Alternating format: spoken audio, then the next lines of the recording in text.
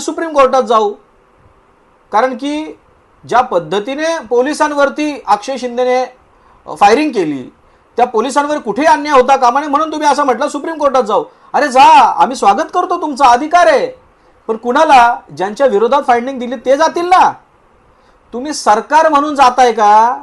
आणि सरकार म्हणून जाता आमच्या टॅक्सच्या पैशातून तुम्ही त्यांना लीगल एड प्रोव्हाइड करणार आहात का? जर कोर्टाने फायरिंग दिली की त्याचा फेक एन्काउंटर झालाय आणि तुम्ही असं म्हणताय त्यांनी घृणास्पद कृत्य केलं असं तुमचं स्टेटमेंट आहे, तर तुम्ही ते सिद्ध करून दाखवा. आरोप लावून पळून देणार नाही. तुम्ही सिद्ध करा की अक्षय शिंदेने जे कृत्य केलं ते एकदम घृणास्पद त्यांनी कृत्य केलेलं आहे हे सिद्ध करा. मी माझी वकिली सोडून देईल. तुम्ही ते सिद्ध करून दाखवा. मी माझी वकिली सोडताना जर नाही सिद्ध करू शकत तर तुम्ही वापस राजकारणात उतरणाऱ्या राजकारणातून संन्यास घ्याल असं जाहीर करा. दोनच ऑप्शन. तिसरं म्हटलेलं आहे की सगळ्या लोकांची विरोधकांची मागणी आहे की त्याला भर चौकात फाशी द्या, भर चौकात फाशी द्या. अहो तुम्हाला भर चौकात फाशी द्यायला सांगितली ना. फाशी म्हणजे काय? कायद्याची पूर्ण प्रक्रिया पूर्ण करून फाशी द्यायला लावली होती. अरे तुम्ही तर डायरेक्ट खूनच केला. खून करायची मागणी होती का?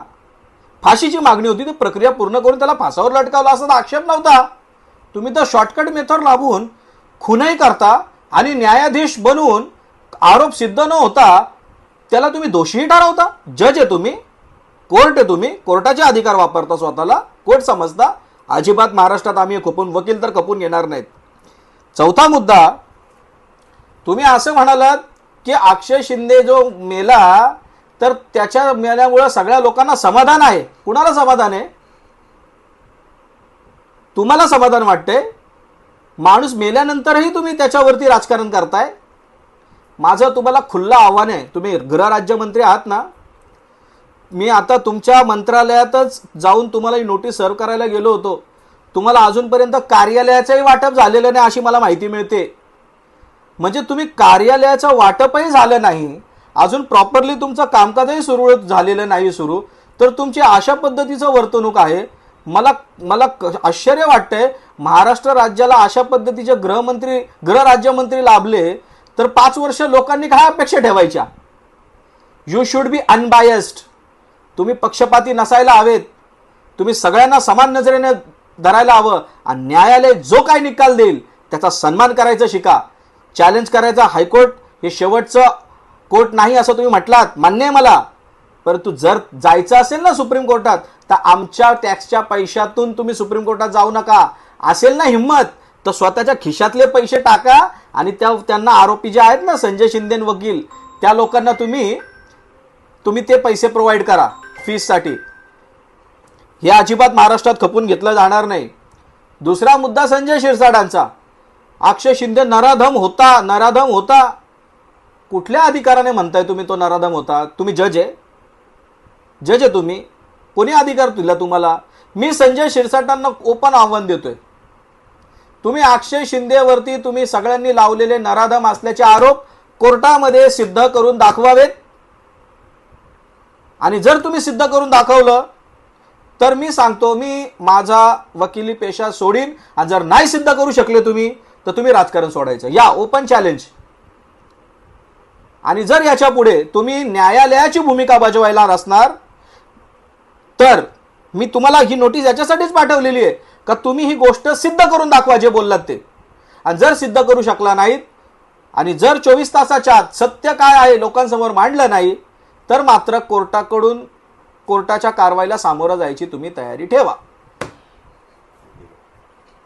दोन्ही महाराष्ट्राच्या मंत्र्यांनी आक्षेपार्ह त्यांनी त्यांचं मत नोंदवलेलं आहे. याबद्दल एक अक्षय शिंदेचे वकील म्हणून तुमची काय पहिली प्रतिक्रिया आहे? काय सांगाल सर? सगळ्यात पहिलं जे गृह राज्यमंत्री आहेत महाराष्ट्र सरकारचे आमचे योगेश दादा, त्यांनी असं म्हटलेलं आहे की पोलिसांवर फायरिंग केली म्हणून त्याचा मृत्यू घडलेला आहे असं त्याचं जे मत आहे.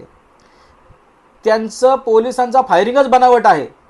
हा न्यायदंडाधिकारी जी वैधानिक तरतुदीप्रमाणे 196 BNSS प्रमाणे ज्यांना अधिकार त्यांना आहेत आणि त्यांनी असं निरीक्षण नोंदवलंय की पोलिसांनी जो सबमिशन केलंय, स्टेटमेंट्स दिले, पुरावे दिलेत, ते पुरावे त्यांच्यामध्ये सबस्टन्स दिसत नाही.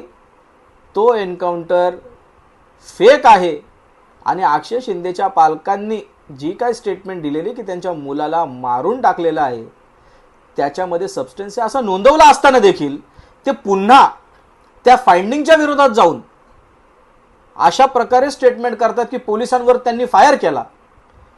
तर ते न्यायालयाला जो अधिकार आहे फाइंडिंग्स देण्याचा, त्या फाइंडिंग्सच्या विरोधामध्ये जाऊन असे जे वक्तव्य करताय ते न्यायपालिकेच्या कारभारामध्ये हस्तक्षेप करण्यासारखं आहे. प्रथम. दुसरा विषय की त्यांनी असं म्हटलं की ज्या दिवशी एन्काउंटर झाला, ज्यावेळी एन्काउंटर झाला त्यावेळेस पाऊस होता. माझ्याकडे हवामान विभागाचा केंद्र सरकारचा रिपोर्ट आहे. त्याच्याप्रमाणे मला खीव येते यांच्या नॉलेजची की त्याच्याप्रमाणे 23 तारखेला पाऊसच पडलेला नाही. हा मी जबाबदारीने सांगतो. यांना कुठे पाऊस आढळला 23 तारखेला मला माहीत नाही. आणि माझ्या नोटीसमध्येच मी त्यांना सांगितलंय की तुम्हाला ही माहिती कुठून मिळाली का 23 तारखेला पाऊस पडलाय. तुम्ही कृपया करून माझ्या ज्ञानात थोडीशी भर पाडत आहे. मी चुकतही असेल तुम्ही कळवा मला. कारण की एकतर मोदी सरकारचा केंद्र सेंट्रल गव्हर्नमेंटचा जो हवामान विभागाचा अहवाल आहे, एक तो खरा असेल किंवा तुम्ही म्हणताय ते खरं असेल. 24 तारखेला नक्कीच पाऊस पडलाय, मी नाकारत नाही. परंतु 24 तारखेला पाऊस पडला, 23 तारखेला 6 वाजताच्या 5 ते 6च्या सुमारास हा प्रकार अक्षय शिंदेचा फेक एन्काउंटर केला. 9 वाजता बरोबर शार्प पोलिसांनी जी गाडी ठाण्याच्या पोलीस हेडक्वार्टरमध्ये लावली, पाऊस पडेल अशी त्यांना भीती वाटल्यामुळे पुराव्यांमध्ये छेडछाड होऊ नये म्हणून ती गाडी ज्या व्हॅनमध्ये एन्काउंटर झाला त्यावर काय केली, ताडपत्री टाकली. त्याच्यानंतर फॉरेन्सिकचे लोक आले, परंतु फॉरेन्सिकच्या लोकांसोबत फिंगरप्रिंटवाल्यांची ते वाट बघत बसले. म्हणून दुसऱ्या दिवशी त्यांनी 12 वाजताच्या सुमारास त्यांनी 24 तारखेला हा सगळा प्रकार फॉरेन्सिकचा केलेला आहे. व्हॉट आय मीन टू से, पाऊस डायरेक्ट गाडीवर पडला नाही. पाऊस पहिला पडला ताडपत्रीवर, ताडपत्रीचा वरून झिरपून पाऊस गाडीवर, आणि गाडी पण गळकी होती की काय हा पहिला प्रश्न. आणि त्या गाडी ताडपत्री पार करून तो पाऊस बरोबर त्या पिस्टलवरच पडणार, त्या बाटल्यांवरच पडणार, आणि बरोबर ती गन पावडरच पूर्ण वॉश होऊन जाणार. काय लावलंय काय. न्यायालयाने जर फाइंडिंग्स दिलीत, मॅटर कोर्टामध्ये सबज्युडाइज आहे, मॅटर तपासाधीन आहे, तुम्ही गृहराज्यमंत्री आहात राज्याचे, तुम्ही त्याच्यामध्ये तपासाला प्रभावीन करताय का? आणि कुणासाठी करताय हे सगळं? कुणाला वाचवायचा प्रयत्न करताय? तुम्ही गोपनीयतेची शपथ खाल्लेली आहे. तुम्ही असंही म्हटलात फॉरेन्सिकच्या अहवालाप्रमाणे, फॉरेन्सिकच्या अहवालात असं नमूद आहे की बोटाचे ठसे आणि गन पावडर जी भेटत नाहीये संबंधित पुराव्यांवरती, ती पावसामुळे भेटत नाहीये. तुम्ही गोपनीयतेची शपथ ज्यावेळेस खाता त्यावेळेस तो फॉरेन्सिकचा अहवाल गोपनीय आहे याच्याबद्दल तुम्हाला पूर्ण ज्ञात आहे. You are a law maker. कायदे बनवण्यासाठी तुम्हाला लोकांनी निवडून विधिमंडळात पाठवलेलं आहे आणि तुम्ही न्यायालयाची भूमिका बजावताय. तुम्हाला न्यायालयाचीच भूमिका बजवायची जर तयारीच आहे ना, तर आमचीही तयारी आहे. तुम्हाला कायद्याच्या चौकटीत कसं वागवायचं यासाठी आता आम्ही पावलं उचलणार आहोत. सर